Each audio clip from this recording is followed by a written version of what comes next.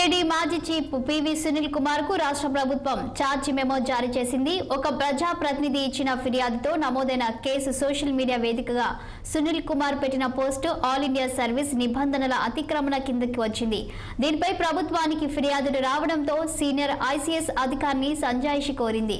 అయితే ఐసీఎస్ అధికారి సునీల్ కుమార్ గత వైసీపీ ప్రభుత్వంలో ఏకపక్షంగా వ్యవహరిస్తూ పూర్తిగా వైసీపీ అధికారి అని ముద్రపడింది.